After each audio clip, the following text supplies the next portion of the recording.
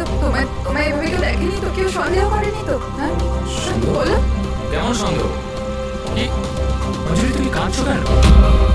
আর তোমার চোখগুলো এরকম বসে গেছে কেন? তুমি তুমি এত কাঁদছো কেন? কি হয়েছে? তুমি আমায় জিজ্ঞাসা করছো কি হয়েছে? তুমি জানো না কি হয়েছে? আমি কি করে জানবো কি হয়েছে? আমি তো এইমাত্র বাড়ি এলাম। রঞ্জন, তুমি পাগল হয়ে গেছো নাকি আমায় পাগল বানাচ্ছ? এত বড় ঘটনা ঘটে গেল আমাদের সাথে, তুমি এমন বিহেভ করছো যে যেন কিছু হয়নি। কি কি খেলা খেলছো তুমি? কি খেলা আরে আমি খেলছো তো তুমি? খেলা খেলছি না। কি তখন থেকে বলে চলেছো তুমি? রঞ্জন, কিছু ঘন্টা আগে তুমি তুমি ফোন করেছো। কি? ওই লাশটা টুকরো করে ওই টুকরোগুলোকে পুকুরে ফেলে দিয়েছো, আর তুমি এমন বিহেভ করছো যেন কিছু হয়নি।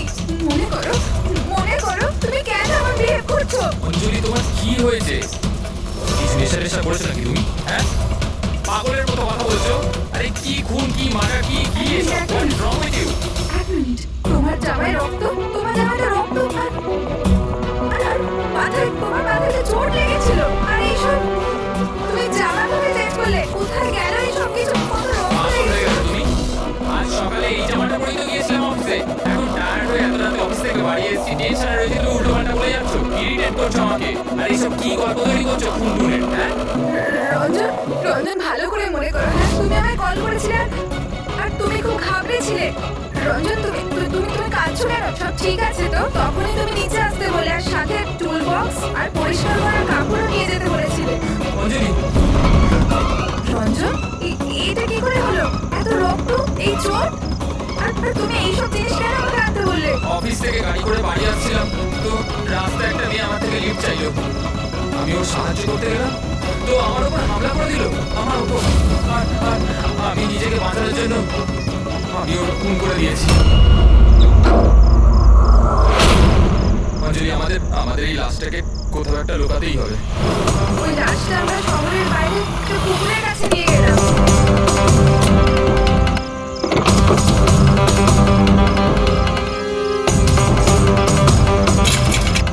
আর সেখানে তুমি বলার পর আমরা লাশটাকে টুকরো টুকরো করেছিলাম, সেগুলো প্লাস্টিক ব্যাগের মধ্যে ঢুকিয়ে আর আর ওই পুকুরে ফেলে দিলাম। আর তারপরে তুমি আমার বাড়িতে ড্রপ করে দিলে, আর তুমি বলেছিলে যে তুমি একটু পরেই বাড়ি চলে আসবে। তুমি আমায় এটা বলতে চাইছো যে যাকে আমি চিন্তাই না আমি তার খুন করে দিয়েছি? হয় তুমি স্বপ্ন দেখছো, নয়তো তোমার মাথায় কিছু একটা চলছে, সেটা আমি জানি না। আর যদি তোমার কথায় একটু সত্যতা থাকে, can you prove it? I will.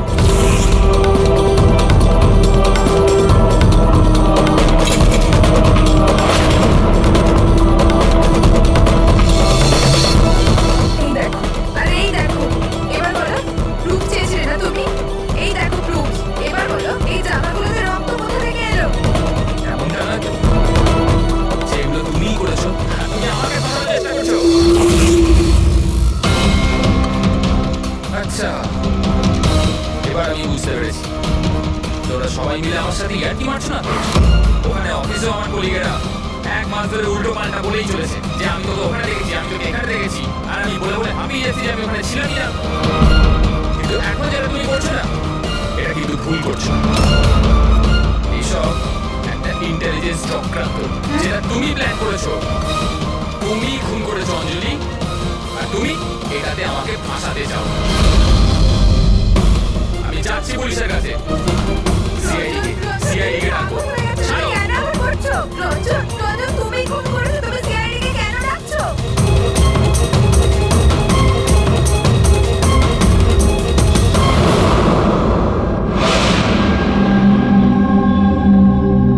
তার মানে আপনি বলতে চাইছেন যে আপনি আপনার স্বামী মানে এনার সাথে মিলে একটা মেয়ের লাশ এই শহরের বাইরে মানে একটা লেখে ফেলেছেন? হ্যাঁ স্যার, আমি এটাই বলছি, আর এই সব কিছু আমি ওর বলাতেই করেছি। কিন্তু আপনার স্বামী তো বলছেন এই কিছু জানেনই না। ইনফ্যাক্ট উনি আমাদের এখানে ডেকেছেন। স্যার, এই মহিলা সব উল্টো পাল্টা বলছে, আমাকে ফাঁসানোর চক্রান্ত হচ্ছে, আর কেউ তাতে জড়িত। উল্টোপাল্টা আমি নয়, উল্টোপাল্টা এ বলছে। প্রথমে নিজের দোষ ঢাকার জন্য আমাকে দিয়ে এই সব কিছু করিয়েছে, আর এখন এখন নিজেই না বলছে।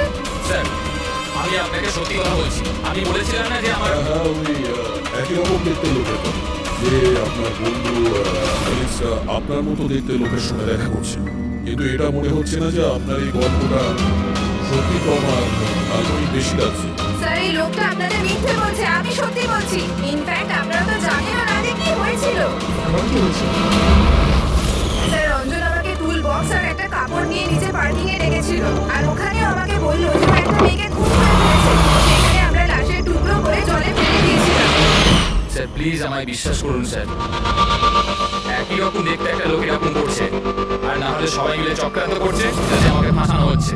1 মিনিট এক সময়ের জন্য চুপ থাকুন, আর আপনি আপনার গাড়ি চাবিটা দিন এখনই এই মুহূর্তে, আর এখান থেকে লিখে যাব। একবারে এনএসডি ফরেন্সিক ল্যাবে যান, তাহলে আমরা জেনে যাবো যে আপনাদের দুজনের মধ্যে কে সত্যি বলছে আর কে মিথ্যে বলছে।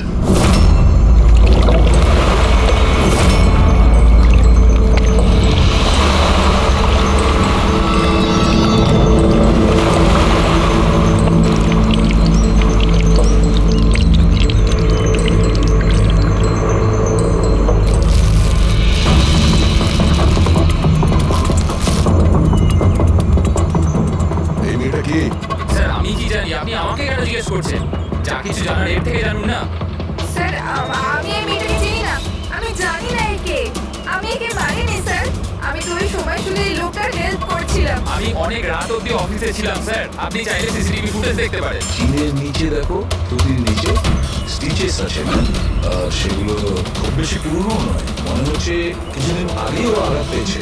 রবি, কোনো কোনো ক্লিনিক বা হসপিটালে সিটগুলো করা হয়েছিল, সেখান থেকে মেয়েটার ব্যাপারে জানা যেত।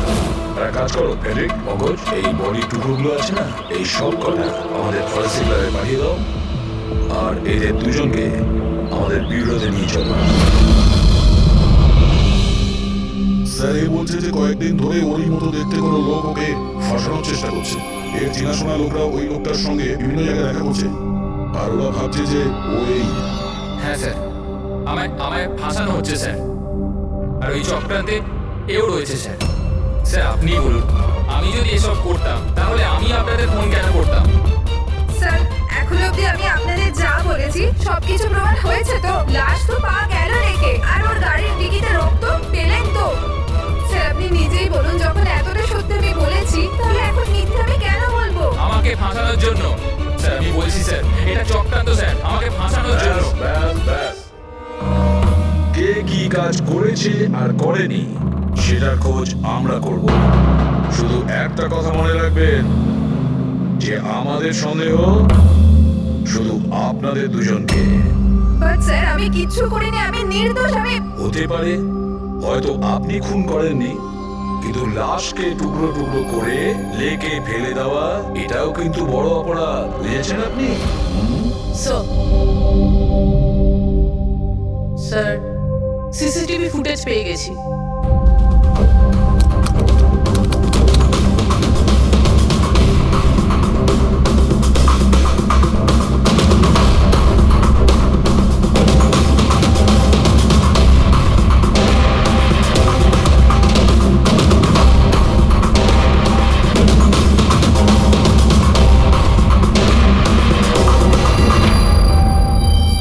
এ তো খালি। কিন্তু স্যার আমি সত্যি কথা বলছি, আমায় বিশ্বাস করুন, আমি ছিলাম অফিসে। আমি বুঝতে পারছি না কেন আমায় দেখা যাচ্ছে না স্যার। মিস্টার রঞ্জন, আইন বিশ্বাসের উপর চলে না, প্রমাণ চাই। আপনার অফিসের যে ফুটেজ ছিল সবার সামনে, আপনি ওখানে নেই, তার মানে এটাই হচ্ছে যে আপনার মিসেস যেটা বলছে সেটাই সত্যি। না না স্যার, আমি সত্যি কথা বলছি স্যার, আমি অফিসেই ছিলাম। আমি বুঝতে পারছি না যে এটা কিভাবে হলো। হ্যাঁ, কিন্তু আপনার অফিস ফাঁকা দেখাচ্ছে কেন? স্যার রঞ্জনী কোম্পানি সিইও, এই ফ্লোরে শুধু ওই থাকে। ও ছাড়া একজন পিয়নও আছে, সে সেদিনকে ছুটিতে ছিল।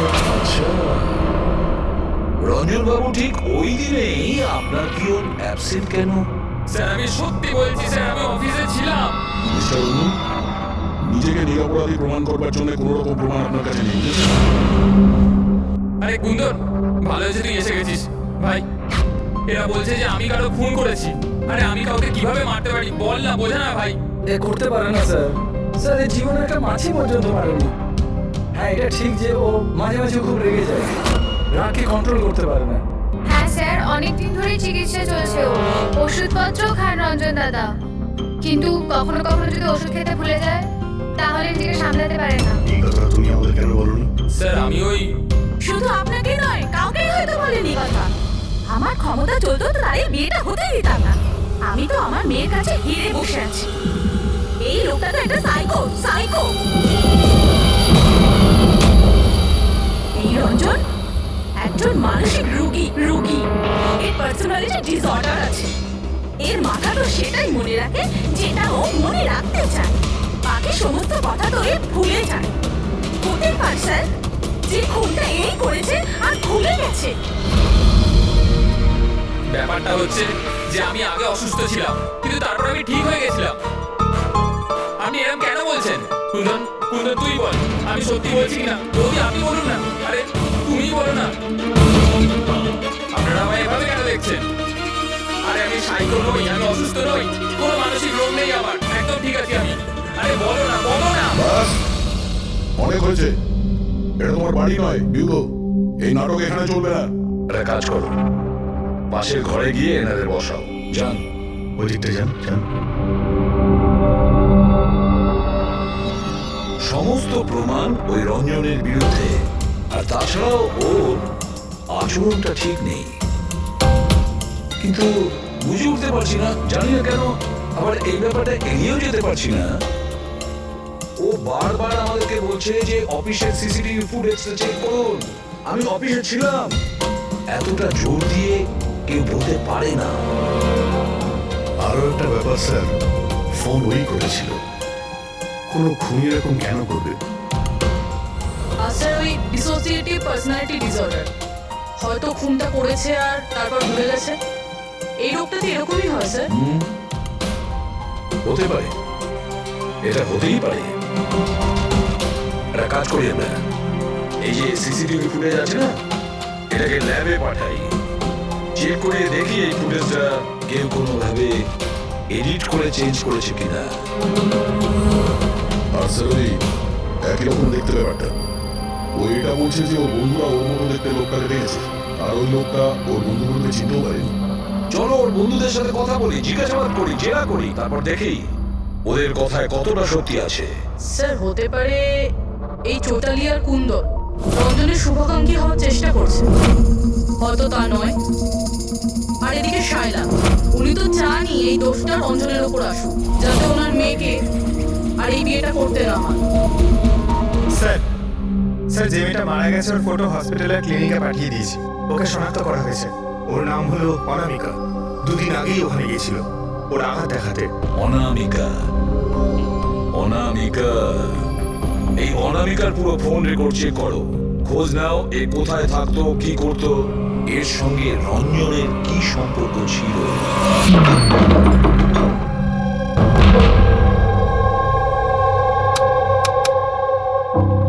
স্যার, অনামিকা হসপিটালে এই অ্যাড্রেসটাই দিয়েছিল। এবার কি করি? দেখা যাক, কোনো প্রমাণ নিশ্চয়ই পাবো। একটু আশেপাশে দেখো কোনো প্রতিবেশী আছে কিনা।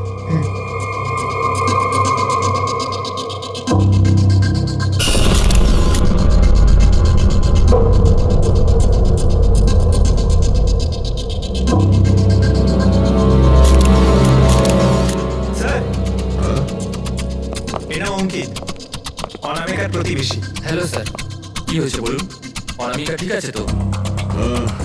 না, অনামিকার খুন হয়ে গেছে, আর আমরা সেই জন্যই এর তদন্ত করছি। আপনি ওর ব্যাপারে কিছু বলতে পারেন যার সাহায্যে আমরা খুনি পর্যন্ত পৌঁছতে পারি? না স্যার, আমি ওর ব্যাপারে বেশি কিছু তো জানি না। হ্যাঁ, তবে এটুকু জানি যে ও অ্যাসিস্ট্যান্ট ডাইরেক্টর ছিল আর এখন একটা ইন্টারন্যাশনাল শর্ট ফিল্মে কাজ করছিল। ইন্টারন্যাশনাল শর্ট ফিল্মে? আচ্ছা, ওর কোনো বন্ধু কিংবা আত্মীয় যে এখানে ওর সঙ্গে থাকতো?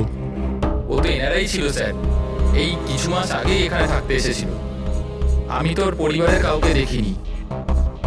হ্যাঁ, ওর একটা বয়ফ্রেন্ড ছিল যার সাথে ও ঘন্টার পর ঘন্টা ফোনে কথা বলতো। ও ফোনে যার সঙ্গে কথা বলতো ও যে ওর বয়ফ্রেন্ড ছিল, এটা আপনি কি করে জানলেন? স্যার, আসলে আমি ওর কথাগুলো শুনেছিলাম। ও ব্যালকনিতে দাঁড়িয়ে ওর সাথে খুব জোরে জোরে কথা বলতো অনেকক্ষণ। আর ওদের কথা শুনে মনে হতো স্যার ওর বয়ফ্রেন্ড ভালো লোক নয়। ঝগড়া হতো খুব দুজনের। কথা শুনে মনে হতো নিজেদের মধ্যে মারপিটও করে। ইনফ্যাক্ট এই দুদিন আগেই ওরা নিজেদের মধ্যে মারপিট করেছে। ওর মুখেতে সেলাইও পড়েছিল আর ওর চোখেও আঘাত লেগেছিল স্যার। আপনি দেখেছেন ওর বয়ফ্রেন্ডকে? আমি স্যার ওকে কখনো দেখিনি, কিন্তু ওর নামটা জানি স্যার। আচ্ছা, কি নাম কি ওর? রঞ্জন। রঞ্জন?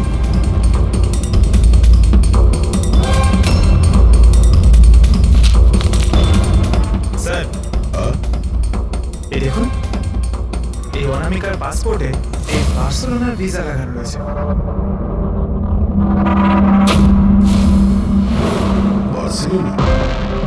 এটা স্পেনে যেতে চাইছিল নাকি? স্যার অনামিকা স্পেন থেকে এসেছিল স্যার, আমি ওদের কথা শুনেছিলাম।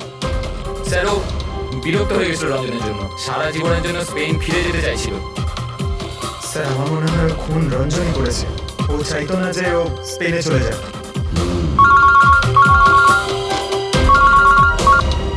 হ্যালো? স্যার অনামিকার ফোন রেকর্ডস পাওয়া গেছে। একটা নাম্বারে যেটাতে ও সবচেয়ে বেশি কথা বলতো সেটা রঞ্জনের কোম্পানির নামে রেজিস্টার্ড আছে। ও রঞ্জন, একটা কাজ করো, অনামিকার ফোনের শেষ লোকেশনটা কোথায় ছিল সেটা বার করো। এ অনামিকা কাল রাত্রে আপনার হোটেলে ছিল? I am not sure sir, ছিল না? আমার তো মনে হয় না। ঠিক আছে, আমাদের আপনার হোটেলের সিসিটিভি ফুটেজটা চেক করতে হবে। Sure sir.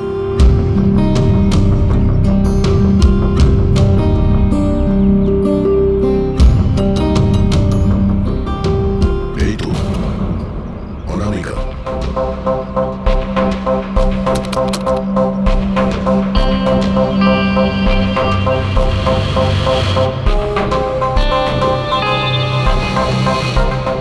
এটা কি ব্যাপার? ও ভেতরে গেল একটা হ্যান্ডব্যাগ নিয়ে আর বাইরে এলো একটা লাগেজ নিয়ে। তো সঙ্গে এই ছেলেটা কি?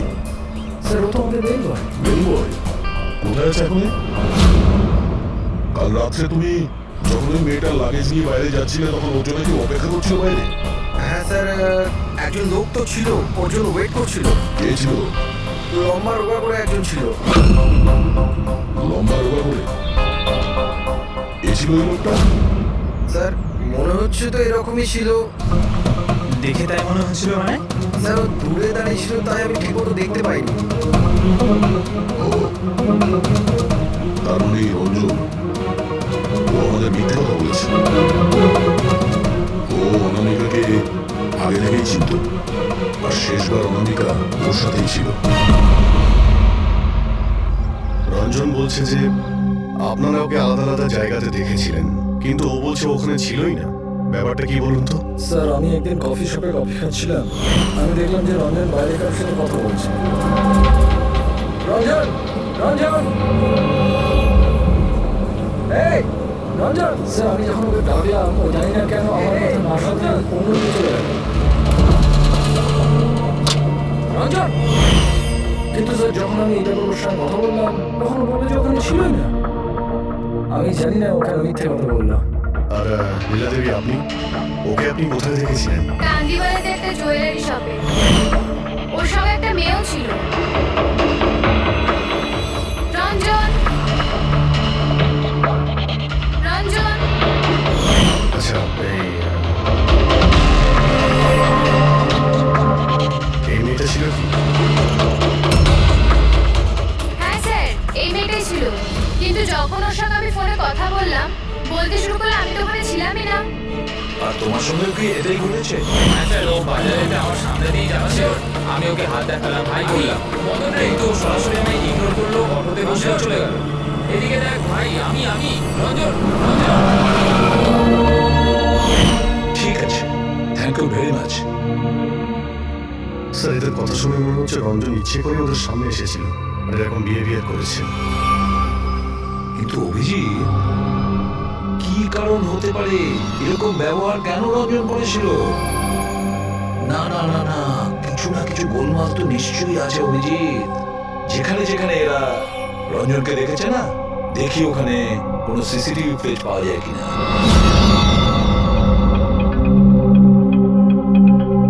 স্যার এখানে দেখুন। হ্যাঁ সালুকে, বস কি পেলে? এই অস্ত্রের উপর আর কাপড়ে যে রক্ত পাওয়া গেছে সেটা অনামিকারই। মনে হচ্ছে অঞ্জলি সত্যি বলেছে। এটার ব্যবহার অনামিকাকে খুন করার জন্য আরো লাশটাকে লুকানোর জন্য করা হয়েছে। আচ্ছা, রঞ্জনের বিরুদ্ধে কোনো প্রমাণ? হ্যাঁ স্যার, রঞ্জনের ফিঙ্গারপ্রিন্টস পাওয়া গেছে। একটা তো এই টুল বক্সে আর দ্বিতীয়টা গাড়ির ডিকিতে, যেখানে অনামিকার রক্তও পাওয়া গিয়েছিল। তার মানে রঞ্জন অঞ্জলির সঙ্গে ছিল। এটা তো খুব সহজ সরল প্রমাণ। অঞ্জলি সত্যি কথা বলা আর রঞ্জনকে খুনি প্রমাণ করা। কিন্তু বস, আরো অনেক কিছু পাওয়া গেছে। কি? স্যার, আমরা একটা বিশেষ ধরনের পলিমার আর সিলিকনের ট্রেসেসও পেয়েছি, যেটা সাধারণত অদ্ভুত ব্যাপার। সিলিকন আর পলিমার, এটা তো সত্যি অদ্ভুত ব্যাপার। আরো একটা বিশেষ কথা দেখাচ্ছি, এসব এই কেমিক্যাল। বস, এই বিশেষ কেমিক্যালটা আমরা সব জায়গায় পেয়েছি, কাপড়ে, টুল বক্সে, অস্ত্রের উপর, সব জায়গায়। আর এটা ছাড়া এই দেখো, এই কিছু সায়ানাইড, কিছুটা ক্লোরাইড, এইসব কেমিক্যাল।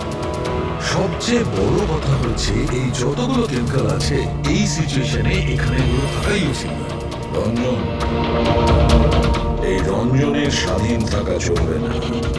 রঞ্জনের একা থাকা খুবই বিপজ্জনক।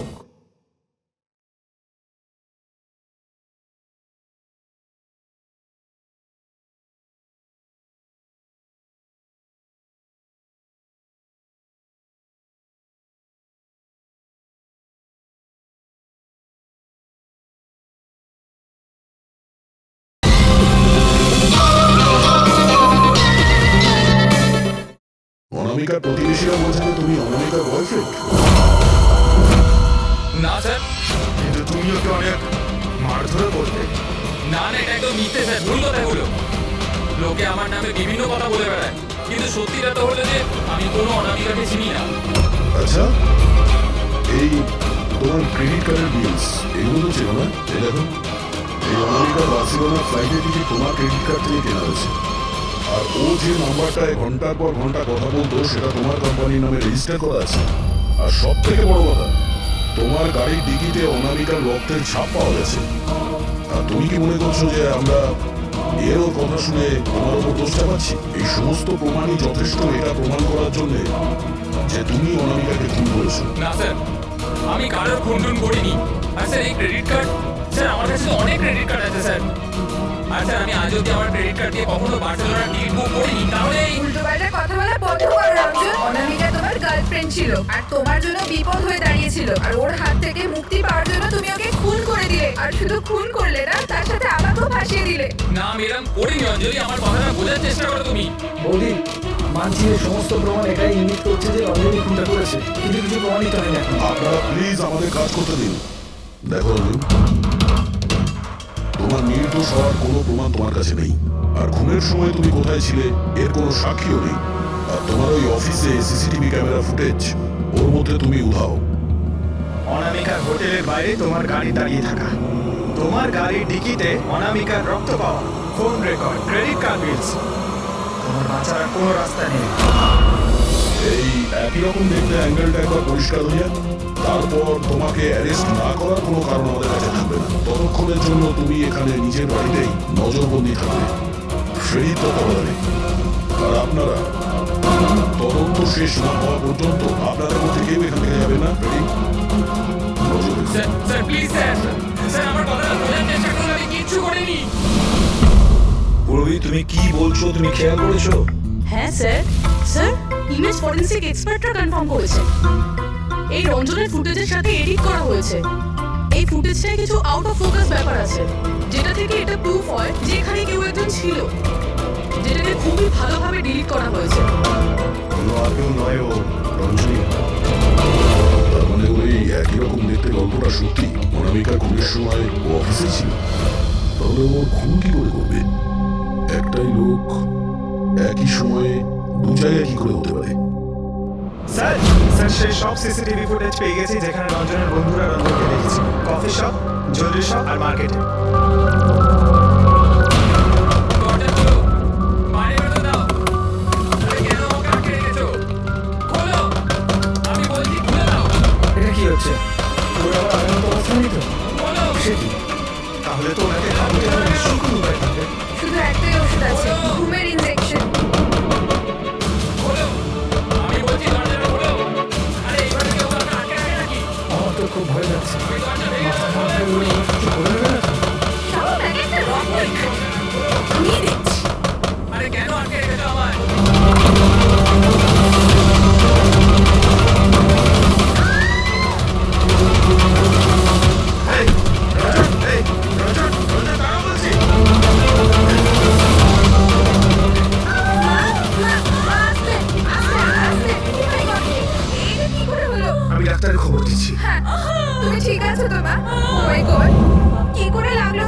স্যার এটা কফি শপের ফুটেজ।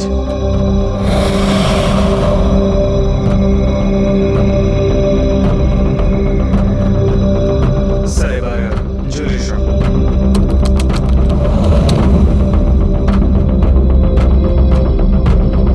তোর সঙ্গে অনামিকাও ছিল।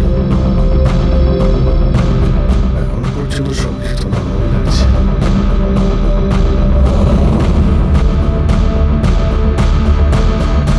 স্যার এবার মার্কেট প্লেস।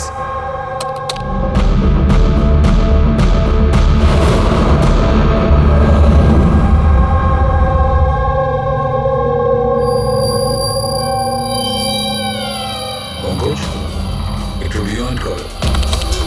হ্যাঁ, আগে ওই রঞ্জনকে জুম করো।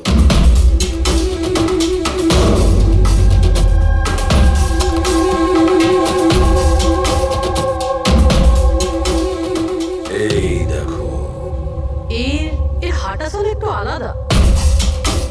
ও অন্য ধরনের জুতো পরে রয়েছে।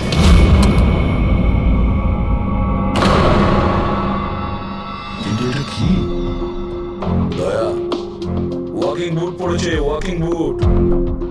যার পায়ের হাড়ে কোনো প্রবলেম থাকে না সে ওই ওয়াকিং বুট পরে।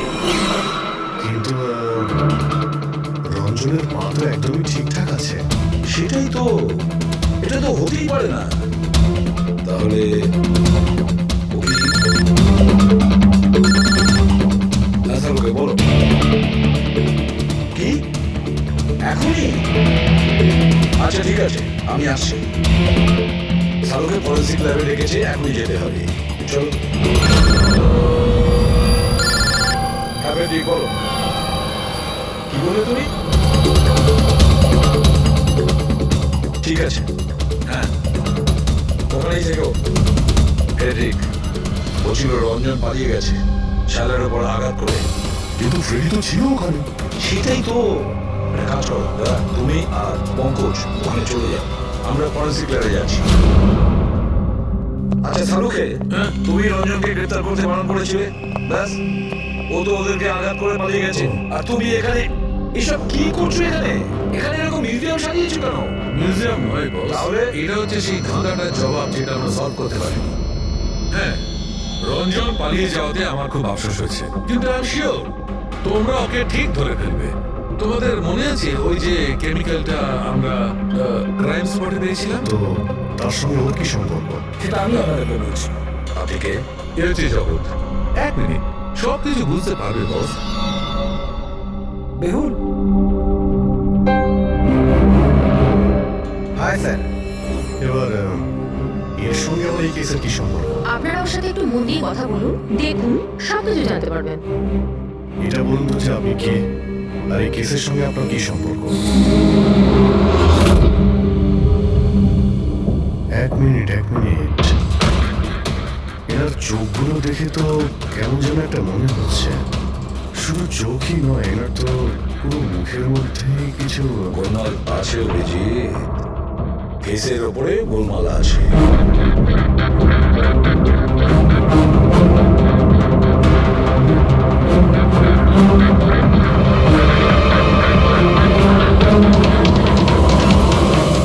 ও থ্যাংক ইউ বেহুল।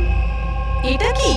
আমি বলছি বস, ওই কেমিক্যালস যেটা ক্রাইম স্পটে পাওয়া গেছিল, আসলে ওই কেমিক্যালটা এই ধরনের মাস্ক আর নকল রক্ত তৈরি করতে কাজে লাগে। বিশেষ করে এই সিলিকন মাস্ক, যেটা ওই সিনেমাতে ব্যবহার হয়। সব থেকে বড় ব্যাপার হচ্ছে এর মধ্যে চোখের পাতা থাকে না, আর চোখের জন্য এখানে গর্ত একটা থাকে আসল মুখের মতো, যাতে যে এটা পড়বে তার আসল চোখটা এই গর্ত থেকে বেরিয়ে এসে যাতে ও দেখতে পায়। আর স্যার, এটাকে বানানো কিন্তু অত সহজ নয়। হাই কোয়ালিটি সিলিকন আর পারদর্শী লোকই এটা বানাতে পারে। লেটেস্ট টেকনিকের জন্য স্যার, এটা যে পড়বে তার যে মুখের ভাব, সেটাই মাস্কে ফুটে উঠবে। এর থেকে তো একটা কথা পরিষ্কার অভিজিৎ, কেউ রঞ্জনের মতো দেখতে হুবহু একটা মুখোশ বানিয়েছে, একটা মাস্ক বানিয়েছে। রঞ্জনের মতো হাইটের কেউ ওই মুখের মতো কোনো মাস্ক বানিয়েছিল, আর লোকে তার বোকা বানাচ্ছিল। আর সেই জন্যই সবাইকে দূর থেকে দেখা দিয়েছিল, কারণ যদি কাছে আসতো তাহলে সবাই বুঝে যেত কোনো মাস্ক পরে আছে।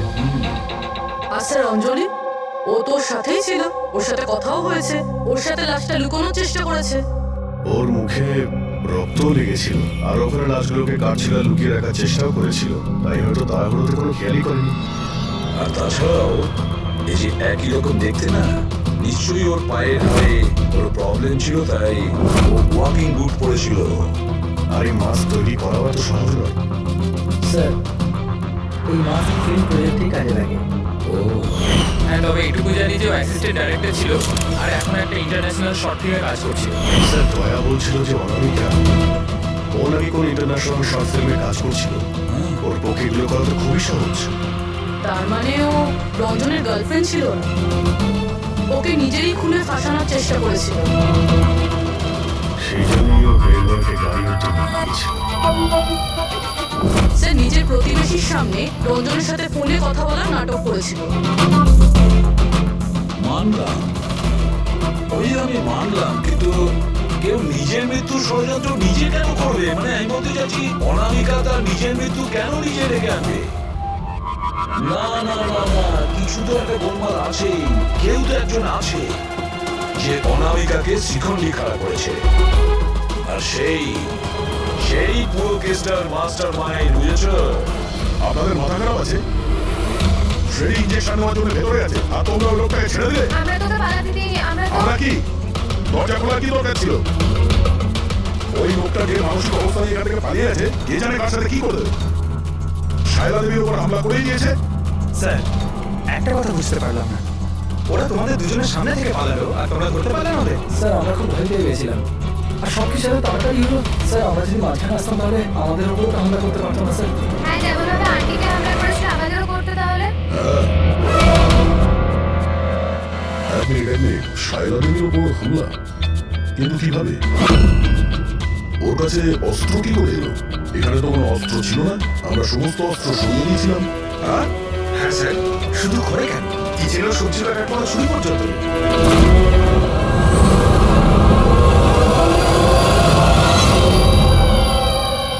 স্যার এ হলো আমাদের প্রোডাকশন হাউসের মেকআপ আর্টিস্ট, আর স্যার এই মাস্ক বানাতেও এক্সপার্ট। তুমি অনামিকার জন্য মাস্ক বানিয়েছিলে, তাই না? বানিয়েছিলে কিনা? হ্যাঁ স্যার, উনি আমাকে টাকা দিয়েছিলেন আর এটা তো আমার কাজই স্যার। তাহলে এটাও বলে ফেলো যে কাজটা কার জন্য করেছিল, এই মাস্কটা কার পড়ার কথা ছিল। বলো বলো, তাড়াতাড়ি বলো, সময় নেই আমাদের। আর হ্যাঁ, যার মুখে তুমি মাস্ক বানাও তার মাপ নেওয়ার দরকার আছে, ম্যাপিং করার দরকার আছে। হ্যাঁ স্যার। তার জন্য বানিয়েছিল ওই মাস্ক। কে ওই মাস্কটা পরতো? বলো তাড়াতাড়ি।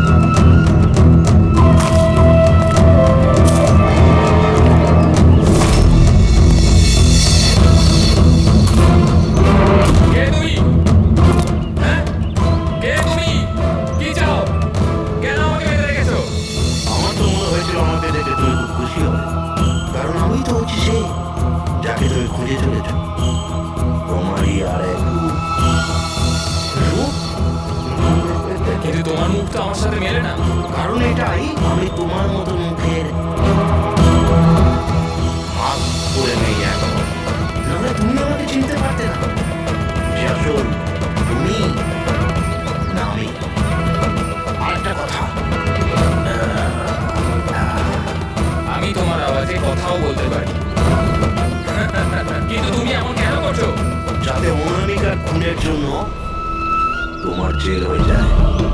কিন্তু আমার তোমার সাথে কি শত্রুতা? আমি তো তোমাকে চিনি অব্দি না। ওসব জেনে তুমি কি করবে? এখন তো শুধু এইটুকুনি জেনে রাখো যে আমার এত পরিশ্রমে এআইডি লোকেরা চোট ঢেলে দিয়েছে, আর আমার কাছে শুধুমাত্র এখন একটাই রাস্তা বাকি আছে, যে তোমাকে আমি পেয়ে যাবো।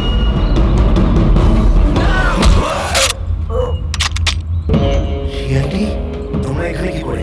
তোমাকে ফলো করতে করতে এখানে পৌঁছেছি। ওই মেকআপ ম্যান সব কিছু বলে দিয়েছে তোমার ব্যাপারে। ও ভুল করেছো তোমরা এখানে এসে। রঞ্জনকে তো আমি কিছুতেই ছাড়তে পারবো না, কারণ আমি ওকে মারবার জন্য কন্ট্যাক্ট নিয়েছি। কিন্তু এখন তোমরা ওর সঙ্গে মরবে।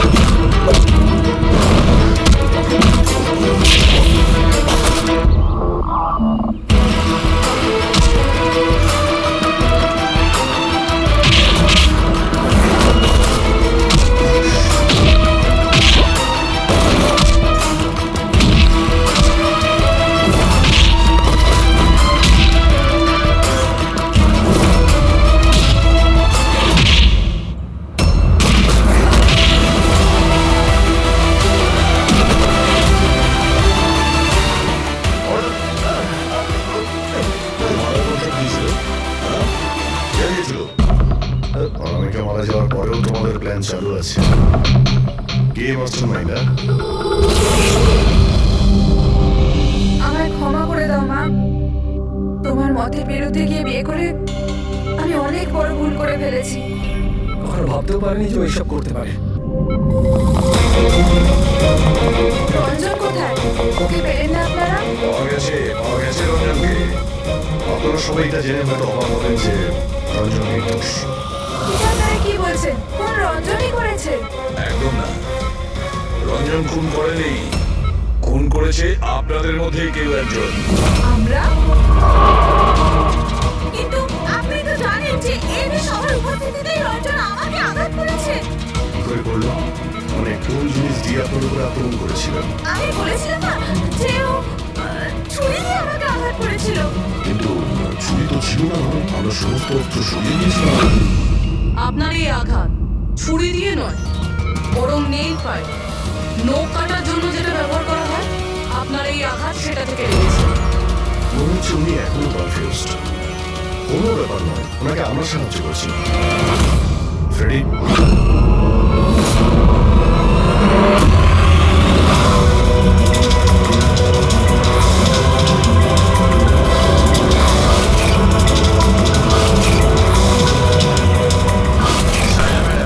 আমরা জানতে পেরে গেছিলাম অনামিকার প্রতিবেশী হুমকি এসবের সঙ্গে যুক্ত। তো এই জন্য আপনি আমার বাড়ি থেকে তাড়িয়ে দিয়েছিলেন, যাতে আমার কিডন্যাপ করে আপনি আমাকে খুন করতে পারেন। মা তুমি খবরদার খবরদার, যদি আমাকে মা বলে ডেকেছিস। মা শব্দের অর্থ কি হয় তোমরা দুজন জানো? স্যার, এ আমার অনিচ্ছা সত্ত্বেও রঞ্জনের সাথে বিয়ে করলো আর আমার সাথে সব সম্পর্ক চিরদিনের মতন ত্যাগ করলো। আর আজ এরা আমার সম্পত্তির অধিকার চাইতে শুরু করেছে। এইসব এই রঞ্জনের কাজ। এই উস্কেছে আমার মেয়েকে, আমার একমাত্র সন্তান, নিজের স্বামীর সঙ্গে মিলে ধীরে ধীরে আমাকে বিষ দিয়ে মারতে শুরু করলো।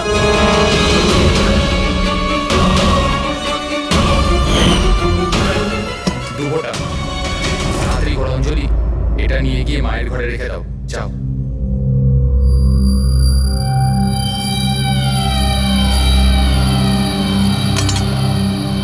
কিন্তু আপনি অনামিকার খুন করলেন কেন? ওর কোনো দোষ ছিল না, কিন্তু আমার কাউকে তো একটা দরকার ছিল এই সব কিছু করার জন্য। কিন্তু আমি এদের দুজনকে শাস্তি দিতে চেয়েছিলাম যে রঞ্জনের ফাঁসি হয়ে যাক আর রঞ্জনের সারা জীবনের মতো জেল। শারদা দেবী, এদের প্রতি আপনার ঘৃণা আপনাকেও এদেরই মতন অপরাধী বানিয়েছে। এদের দুজনেই তো শাস্তি হবেই। আপনার প্রাণ নেওয়ার চেষ্টা করেছে বলে, কিন্তু আপনারও কঠোর থেকে কঠোরতম শাস্তি হবে অনামিকাকে খুন করার অপরাধে।